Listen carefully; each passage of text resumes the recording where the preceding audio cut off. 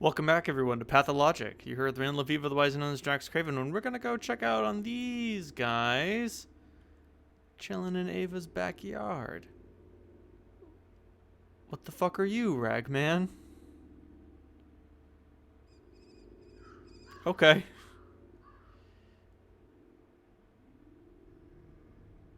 Is there supposed to be dialogue here? Maybe not. They appear to have spotted me. Oh, there is a quick save. Yay! We're gonna need it. Hey guys, what's up? What do you want? This ain't your business. What is this creature? An Odug, duh! That's what all them cattle breeder looks like. Crude and unshapely and unfinished, don't you know? Wherever you came from. An intruder? Huh?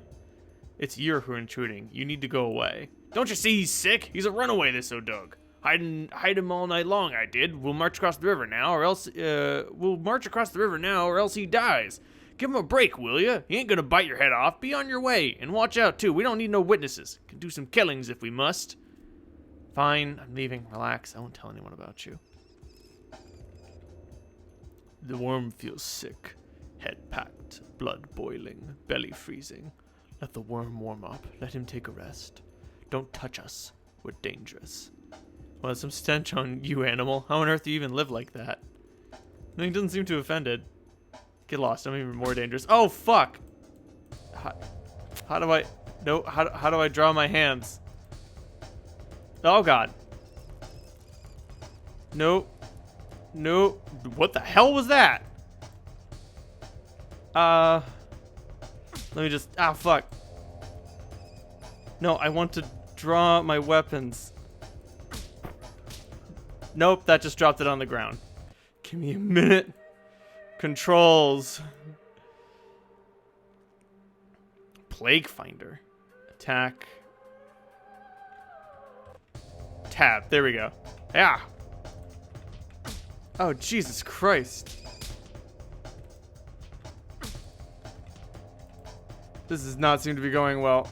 And I'm dead.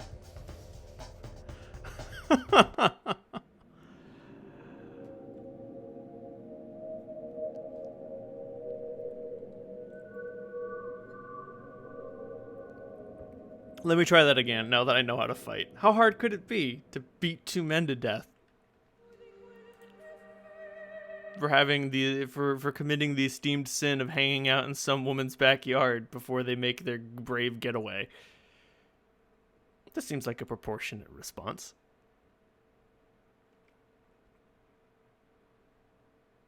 I mean, isn't murder how you respond to all trespassers?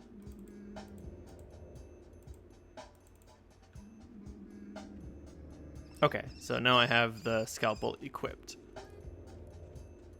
Still, it seems like a waste of a good scalpel. So I do have to click.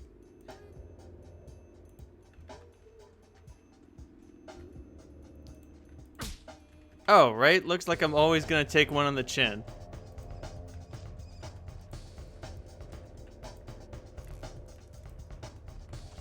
I seem to have them in a really good setup. Nice. Still, this is really hard. Oh, fuck. Damn it, Bachelor. Dankovsky, stop going for those wide blows. Just quick stabs. You have a knife, dude. Ow, fuck. God damn. That makes sense. This guy would be the harder one to kill. He's not dying. Oh, he's got bullets. What do you got? Sewing needles. And now my health is firmly in the red and my scalpel has been fucking destroyed. Yo, Ava, I'm really beat up, but I got rid of those guys in your backyard. Do you have somebody who can hide some bodies? Maybe you should just dump them in the pond, you know?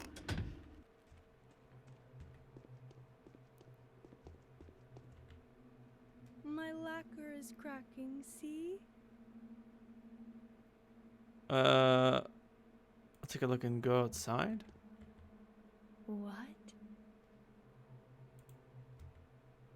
I had a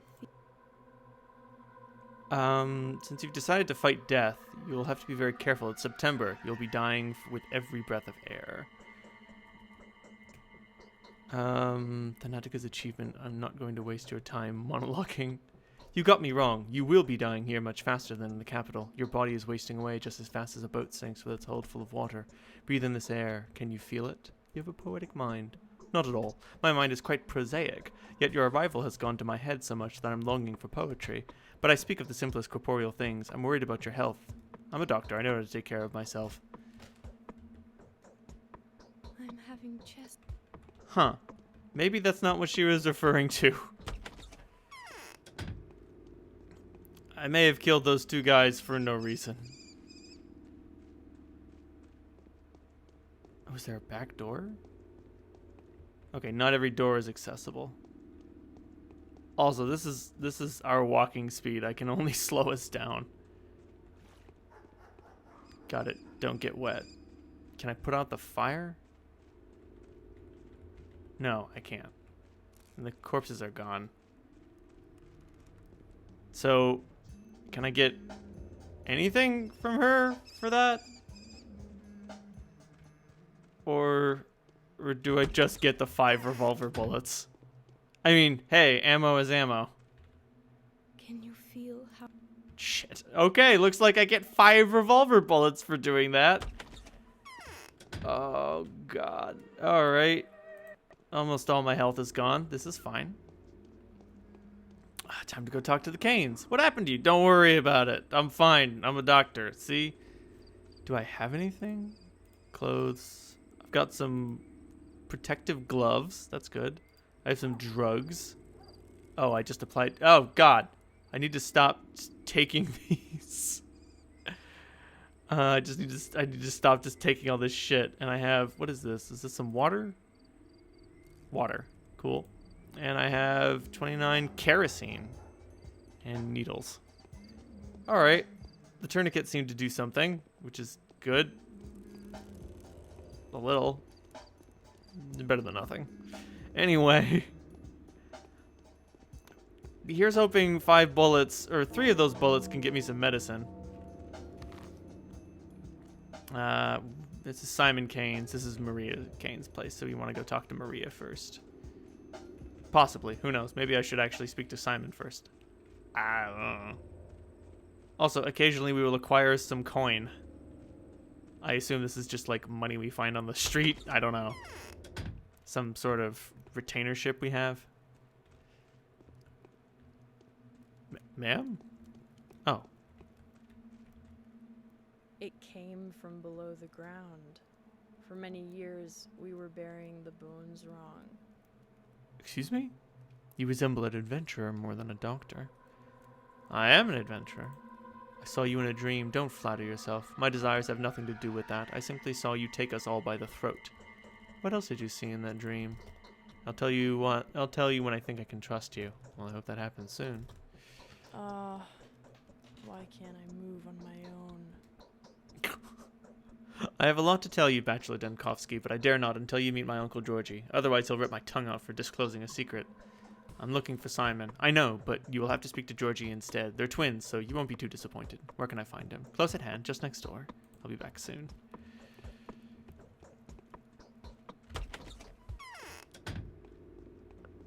I am still salty about my health.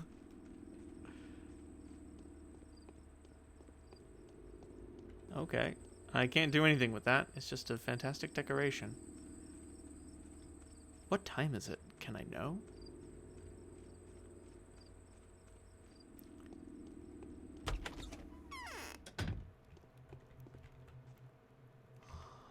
Huh. Everything in this game is so crudely articulate. So the Saburovs have offered patronage to some changeling. Who is she? Excuse me?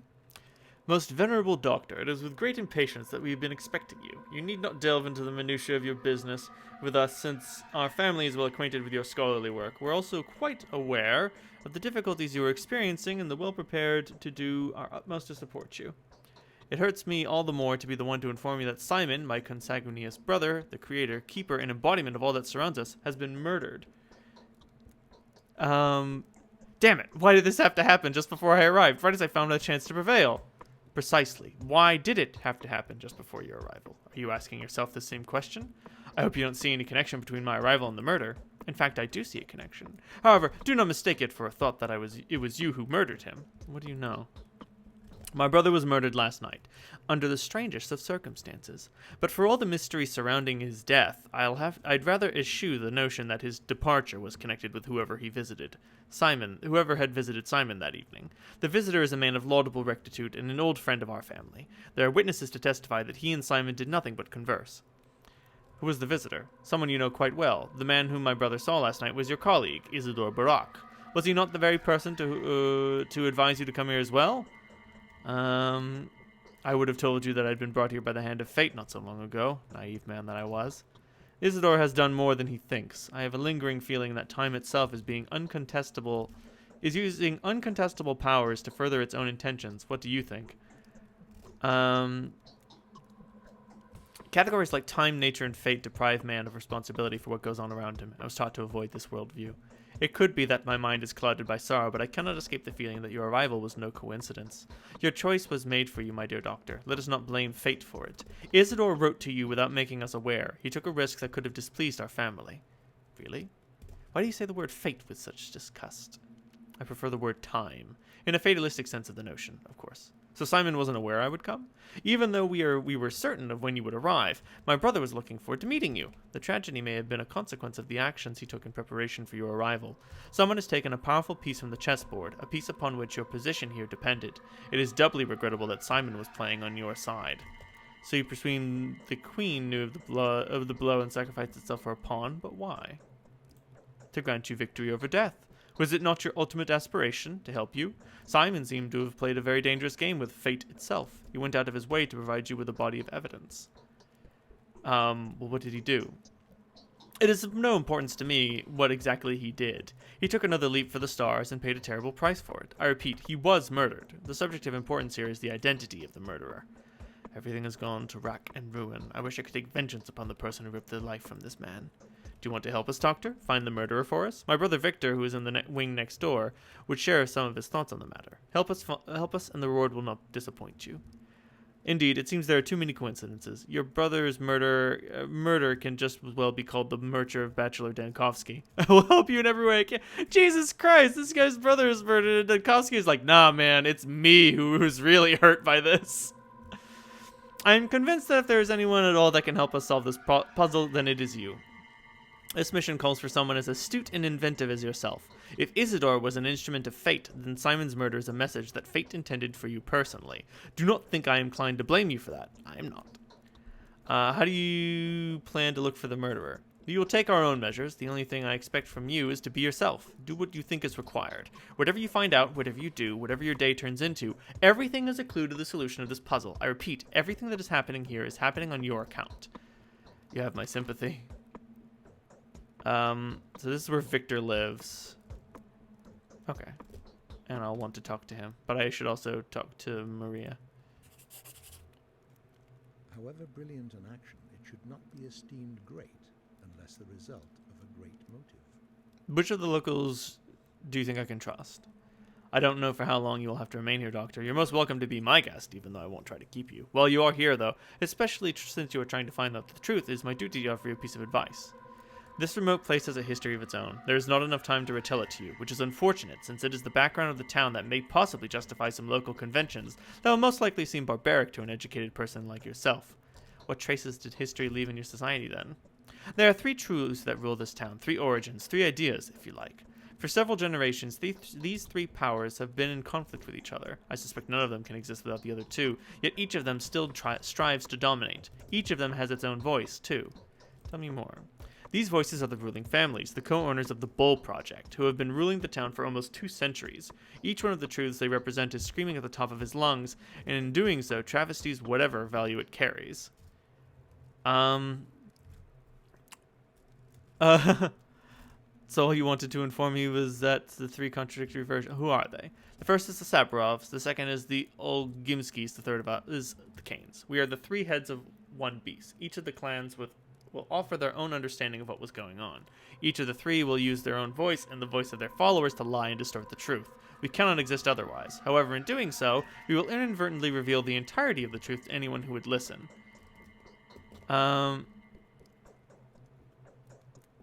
Do not worry. I only trust proven facts. I suggest you believe no one. Perhaps I am the only one of the three rulers that would ask you to disregard his very words, if nothing else. I hope it will win me your favor. At least I am offering you honest advice. You should never trust any of us completely. Neither the Kains, nor the Olgimskis, nor the Sabrovs. Such sincerity does indeed inspire trust. Furthermore, each of us will try to paint a rather ungainly picture of the other two. Most likely, we will fill you in on the negative side of each other faction and withhold anything that is good about them. That is inevitable. None of us will stoop to outright slander, so everything that will be said will most likely be true. But this truth will be one-sided and incomplete. Listen carefully to what we say and take it into account. Your words are a pleasant surprise, Judge. The stories of the evil that the Kains have unleashed into this world are partially true. Do not feel obliged to act in our favor. As you can see, I will stop before nothing to ensure an unbiased investigation. The lack of prejudice I want to instill in you is the one and only reason why I am making a confession like this. I do not want my brother to have died in vain. Here our desires concur, Judge. Few people know death. We only endure it, usually from determination, and even from stupidity and custom. Could I examine your brother's body? We've sent for Isidore Barak's most accomplished apprentice. His name is Stanislav Rubin. Quite a resolute and talented man, this Rubin is. I have great expectations for him. He will bring everything you need and we'll examine the body together. I could perform a preliminary investigation. I'm genuinely sorry, Doctor, but our family traditions were cherished for as long as this family has existed. One of such traditions requests the dead be left alone for 24 hours. The body is not to be touched by anyone. This period of deferral will be over by tomorrow. Curious tradition. Where does it come from? On several occasions, excessive haste has led to undesirable consequences. The phenomenon that Isidore had invited you here to study, it is in our blood. The physiological trait of our family shows itself from time to time. Oh! So you've performed autopsies on men who weren't actually dead, who were killed by the autopsy. That's intriguing. The examination of the body will not help you in any way. The puzzle has to be solved within your mind. I'm not able to, or even allowed to tell you any more of that, believe me. I'm not trying to conceal any evidence from you. The body is kept in the ice house. It is intact, but focus may not be breached. Well, I will wait for the required time to pass. The town will meet its death at the hand of Simon's murderer. That much is certain. So, could I speak to Isidore Barak? Well, that's a reasonable thing to do. Moreover, that is what etiquette demands. After all, it was he who invited you here. However, I don't think he has informed anyone in the Crucible of these plans. I hope you don't get me wrong. You're our guest and we welcome you. Well, where does Isidore live? Somewhere in Earth. Earth is the name of the lowest part of the town, closest to the abattoir. I haven't been there for years, and I don't really know the slums too well, especially since they were rebuilt after the fire. Victor has visited Isidore from time to time, so speak to him. Okay. So that's why we have to speak to Victor. Georgie is so caught up in things, so caught up in the way he lives, he doesn't even go to the bad part of town, Earth, as it's called. Which reminds me, what is this? Oh, that's the abattoir. Throd, Peter Stabatin's studio, Sticky's house. First block of the termitary, second block of the termitary. So it's over here somewhere. Oh, so I can't examine other structures. It's just only the ones that are... All the red ones hold, like, particular people in them. Okay. Still, yeah, I guess I'll have to speak to Victor before I can figure out where Isidore lives. Oh, man, I can jump a little. Fucking very little.